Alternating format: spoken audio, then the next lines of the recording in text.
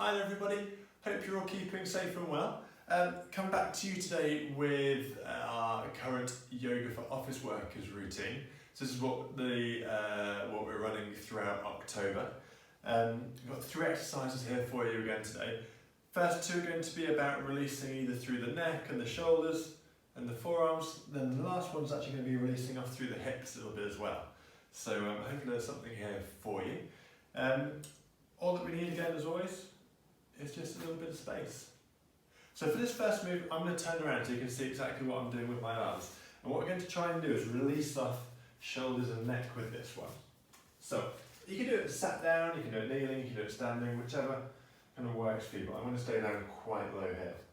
I'm going to take my right hand, just extend it ever so slightly behind me. Left hand's going to come around the back and hold on somewhere around about the elbow, just above or below the elbow, it's fine. And we're going to make quite a nice strong bind there. We're up nice and tall, and I'm going to let my head tilt to the left hand side. And that already just giving me a gentle stretch down the side of my neck here, coming into the top of the shoulder, starting up around about the ear. But what we're going to do now with this left hand, I want to draw my right shoulder down. Hopefully you can see that. It's only a very small movement, maybe an inch max, that I've actually drawn that shoulder down. But that's increasing the stretch all the way down the side of my neck.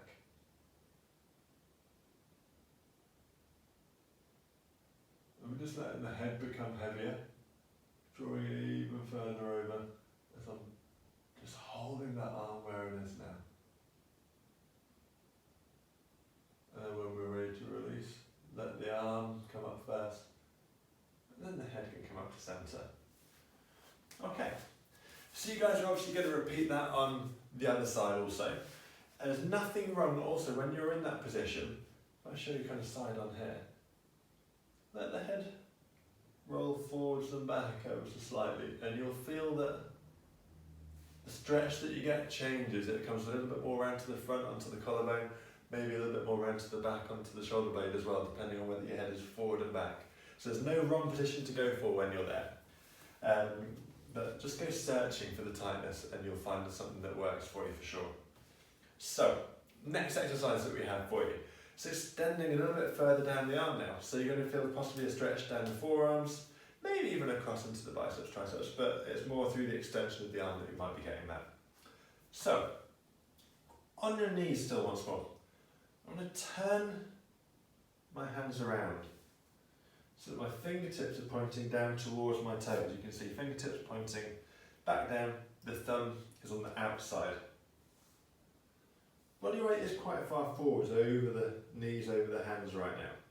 What we're going to try and do is keep the palms pressed into the floor, but you move your body weight backwards. Now if you want to do this with a little bit more focus on one side over the other, you can absolutely do one arm at a time. There's no problem with that at all. I'm just doing 2 whilst I'm here. Quite a good way of saving time. Now you can do this at the desk, at work, or anything. Even that last exercise, it can be done at work, which is obviously really, really important if you're spending long hours at a computer, at your desk. You don't have to kind of create a big space to do these exercises, which is the best bit of them. So as that stretch maybe starts to ease, you'll find that you can move a little further back.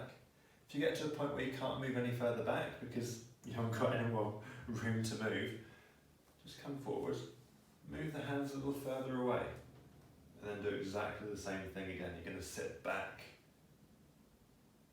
And that's given me a really good stretch all the way up the forearm and just a little bit across the elbow, just to the lower end of the bicep there. And then we can ease away from that when you're ready. And release out. So it feels a little bit uncomfortable when you're coming out of that, so you might want to just release the wrist a little bit. It's something that we hold a lot of tension and stress through anyway there as well, and we're obviously using them so much that they're not used to getting that deep stretch, so just give them a little release after. Now this next one is very, very similar, and I suggest just doing it on one arm at a time. Gives you a little bit more control when you're doing it. So I'm going to place my right hand on the floor, just pointing the fingertips away from me. I'm going to turn the back of my hand to the floor on the other side. So my fingertips are now still pointing down towards the toes, but my thumb is next to my body. And it's exactly the same principle, except now I'm getting a stretch down the back of my forearm rather than down the inside of my forearm. And we want to keep the back of the hand pressed into the floor. And again, it's exactly the same principle. If the stretch eases, move the hand a little further away, move back again, and you feel a deeper stretch. And of course, you're now going to repeat this one on the other side as well. Knees off and relax. Of course, you're going to hold that a little bit longer perhaps as well, but just listen to the body, especially on that one. Don't go too deep too soon. Just take your time to ease into it and come out. So, one more exercise for you today. This one's going to be about releasing the hips.